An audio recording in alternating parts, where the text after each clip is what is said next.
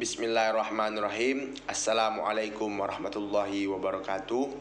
Saya Muhammad Alif Imani Fatihah dengan NIM C1B021090. Alhamdulillah, malam ini saya berkesempatan untuk memenuhi tugas Bapak Wirmi Eka Putra sebagai dosen pengantar akuntansi dengan tugas menjelaskan PowerPoint yang berjudul Struktur Dasar Akuntansi. Baiklah, langsung saja dengan penjelasan saya. Siklus akuntansi secara khusus diartikan sebagai proses berulang untuk melakukan identifikasi, analisis, dan merekam setiap kegiatan akuntansi dalam sebuah perusahaan.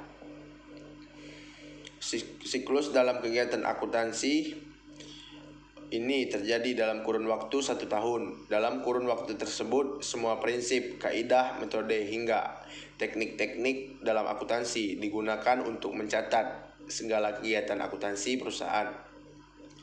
Umumnya, siklus ini dimulai pada awal tahun dengan pembukuan, dan ditutup dengan jurnal penutup. Adapun tahapan siklus akuntansi, di sini saya membagi ada 7 tahapan siklus akuntansi. Adapun yang pertama identifikasi transaksi, yang kedua analisis transaksi, yang ketiga pencatatan transaksi dalam jurnal, yang keempat posting buku besar, yang kelima menyusun neraca saldo dan jurnal pembalik, dan yang keenam penyusunan neraca saldo penyesuaian, yang ketujuh menyusun jurnal penutup.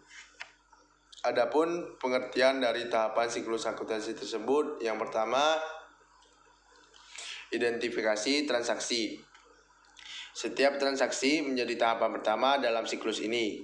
Kegiatan transaksi ini harus dilakukan secara tepat oleh akuntan yang bisa dilakukan dengan cara melakukan pencatatan setiap transaksi.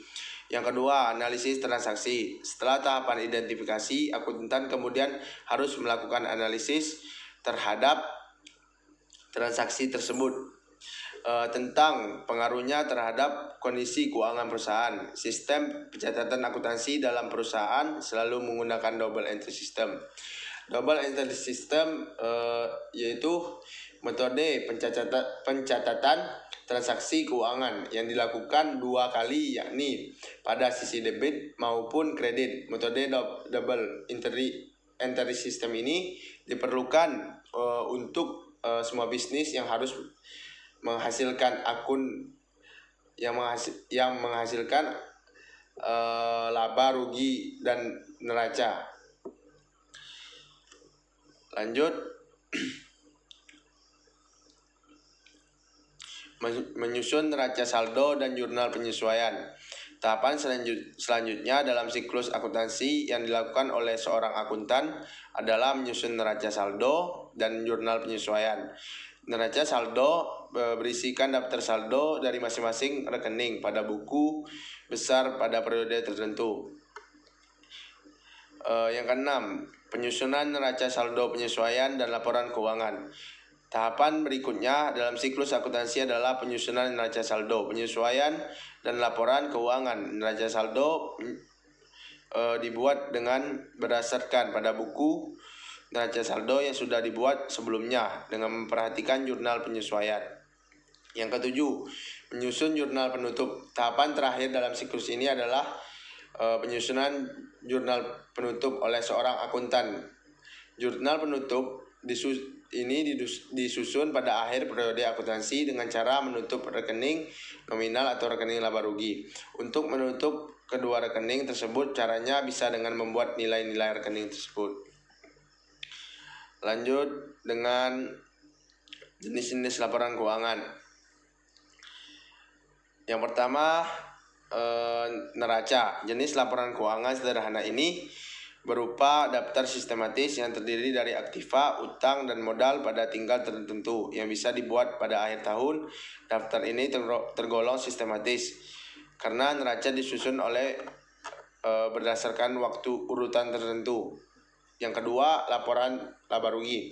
Jenis laporan keuangan ini berupa ikhtisar tentang pendapatan dan beban suatu perusahaan untuk periode tertentu, sehingga laba yang diperoleh atau rugi yang dialami bisa segera diketahui. Lanjut.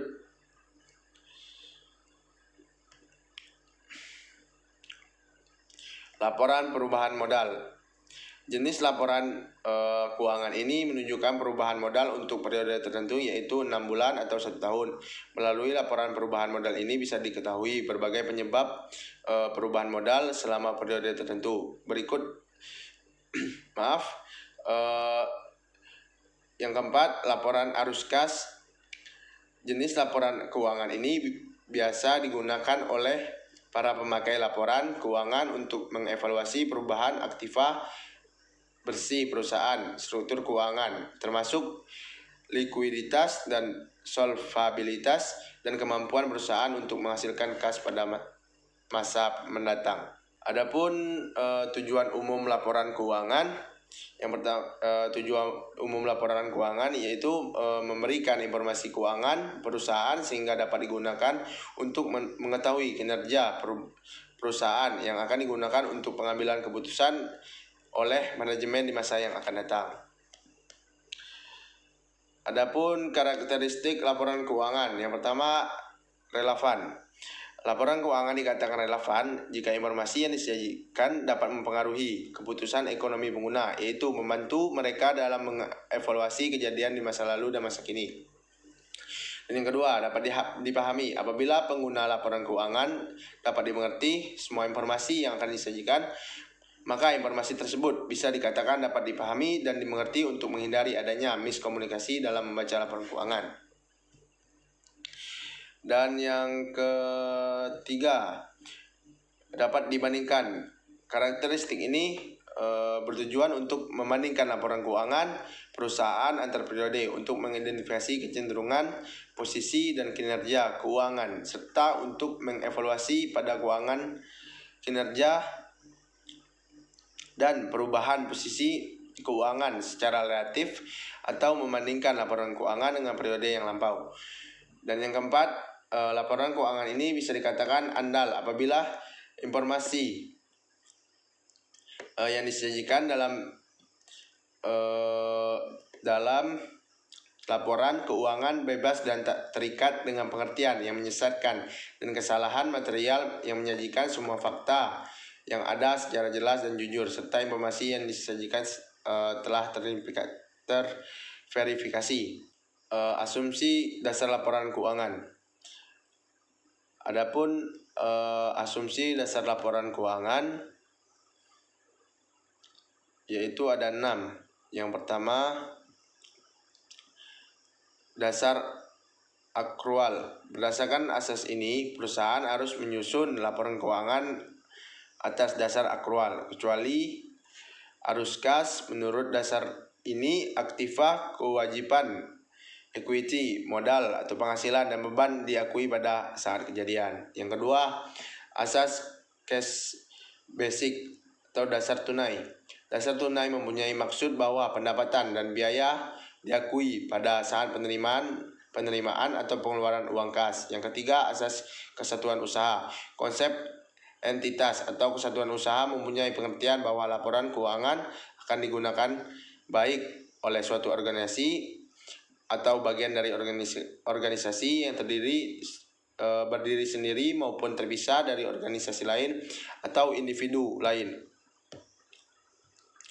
Dan yang keempat, asas going atau kelangsungan usaha. Konsep ini berkesinambungan, mempunyai maksud bahwa laporan keuangan dibuat oleh suatu unit ekonomi yang diasumsikan akan secara terus-menerus melanjutkan usahanya dan tidak akan dibubarkan. Oleh karenanya, penyajian aktiva dan dalam laporan keuangan harus berdasarkan harga historis atau harga perolehnya. Dan yang kelima, asas pembandingan pengeluaran beban dengan penghasilan, match concept. Dalam laporan keuangan pengeluaran beban yang diakui dalam laporan laba rugi berlandaskan atas dasar hubungan langsung antara biaya yang ditimbulkan dengan pos penghasilan tertentu yang diperoleh.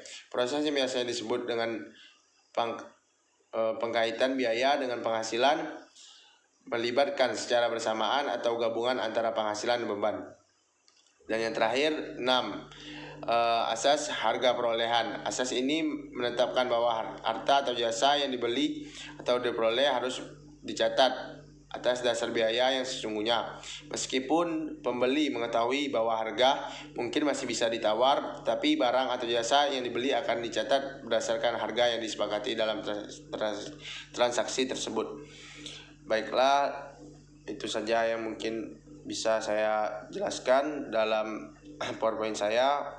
Mungkin lebih kurangnya saya mohon maaf, karena kesalahan itu dari saya sendiri dan kebenaran hanya dari Allah Subhanahu wa taala. Assalamualaikum warahmatullahi wabarakatuh.